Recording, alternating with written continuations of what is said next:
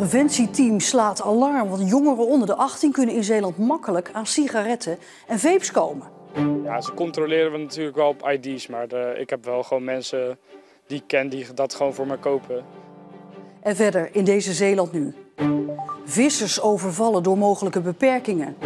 En Theo-huis in Goes is broodnodig.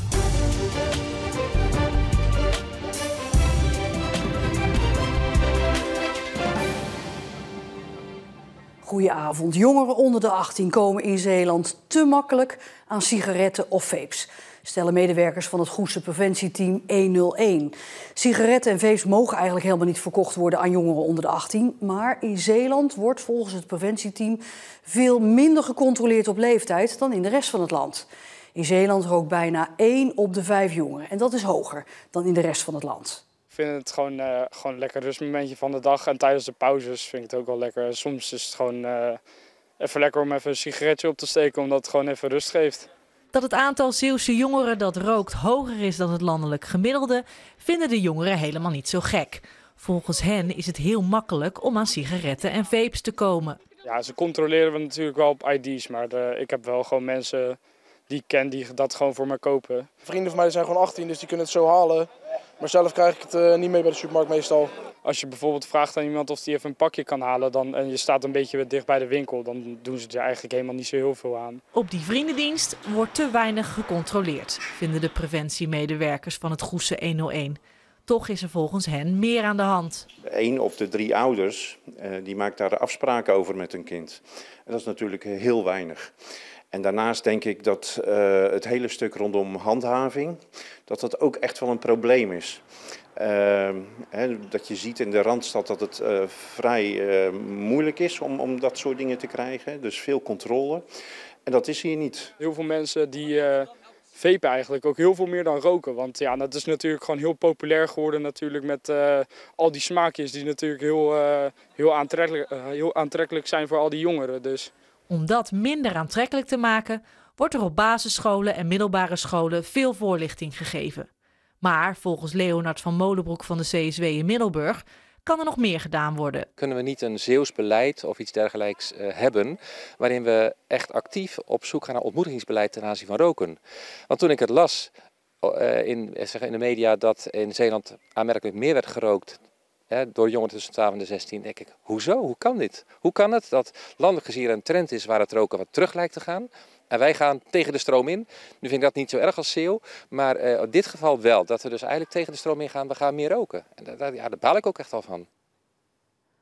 Zorgverslaggever Jannes Goedbloed die staat bij de CSW in Middelburg. Jannes, ja, een oproep dus dat scholen bijvoorbeeld met elkaar moeten gaan samenwerken.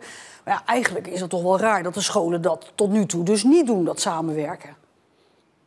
Ja, die docent die je net zag, Leonard van Molenbroek, die was daar eigenlijk zelf ook een beetje verbaasd over. Had er nooit echt bij stilgestaan, zei hij. Maar naar aanleiding van onze vragen wil hij dit probleem nu wel gaan oppakken. Na de zomervakantie, volgend schooljaar dus, dan wil hij samen met andere scholen op zoek gaan naar een gezamenlijke aanpak voor dit probleem. Ja, en de preventiemedewerkers die zeggen, ja, de ouders moeten ook meer gaan doen.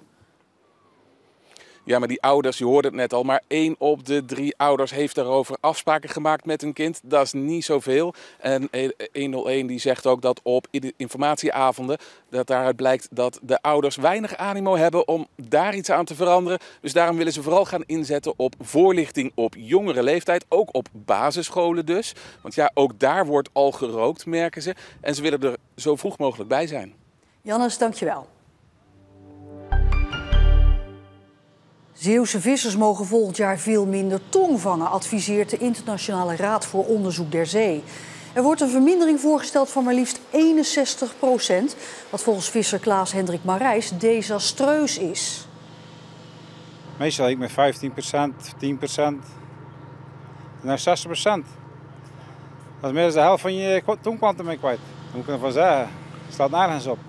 Tong is samen met schol de belangrijkste vissoort voor Zeeuwse vissers. De sector verwacht dan ook lastige tijden. Dan gaan we minder verdienen en minder besommen. En dan de tongprijzen, de huurprijzen van de tong gaan omhoog. Dat is wel gewoon voor ons slechter. Eind van het jaar bepaalt de Europese Raad van Visserijministers wat de daadwerkelijke quota gaan worden. Middelburg en de NS zijn het eens geworden over de restauratie van het treinstation in Middelburg. Dat stamt uit 1872 en heeft te maken met achterstallig onderhoud. Er was discussie over de fundering. De gemeente Middelburg wilde de oude fundering behouden. De NS wilde een modernere oplossing om scheuren en verzakkingen in de toekomst te voorkomen. Maar er is nu een compromis. Er komt een nieuwe fundering over de historische grondvesten. Eind dit jaar moet het definitieve restauratieplan klaar zijn voor het hele gebouw. De N674 tussen Zuidzande en de rotonde richting Katzand is tot zeker 6 uur vanavond afgesloten vanwege een voertuigbrand. Die brand was om 1 uur vanmiddag ontstaan door nog onbekende oorzaak in een voertuig dat op de aanhangwagen van een vrachtwagen stond. Volgens de provincie gaat het om een voertuig dat gebruikt wordt bij grondonderzoek.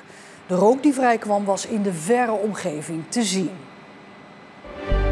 Droom je ervan om als een echte Max Verstappen te racen op een circuit? Dat kan in Middelburg, want daar is een centrum geopend waar je virtueel kan racen. Het zogenoemde simracen.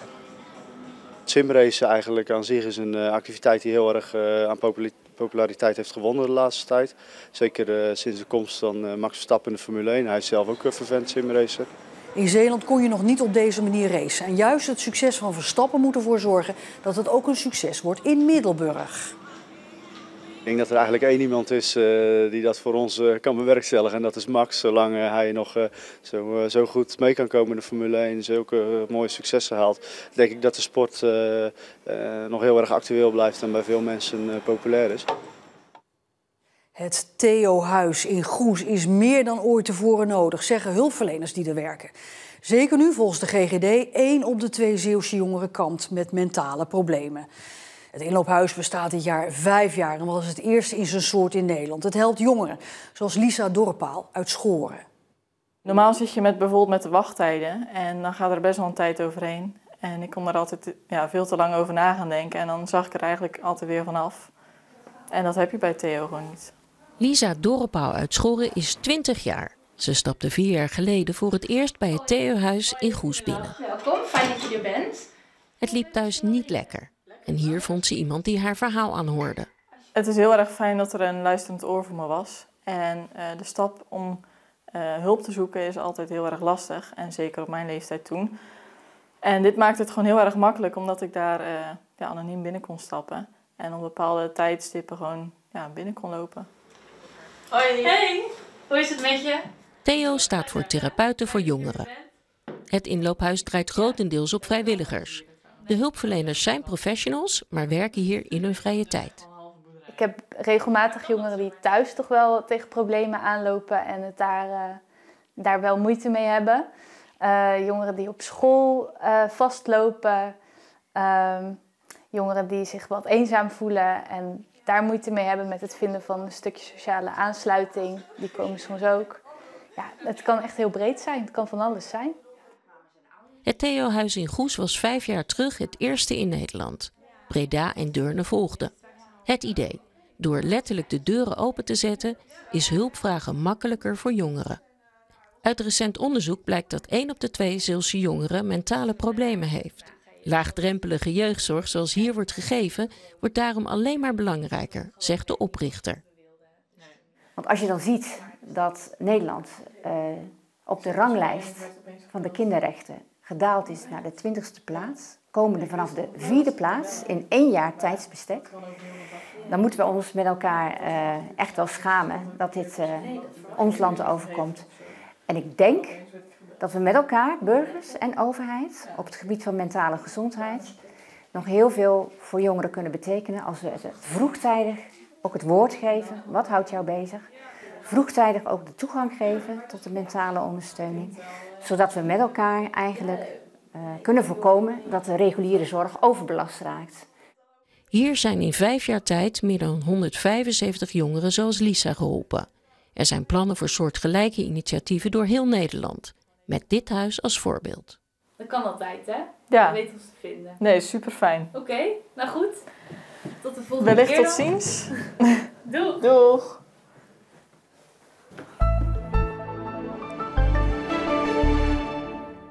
Vandaag Vandaag was het in Zeeland een stralende dag met temperaturen tot 28 graden. Wel stond er aan de kust een aardige wind. Morgen wordt het helemaal warm, maar dat kan resulteren in een onweersbui.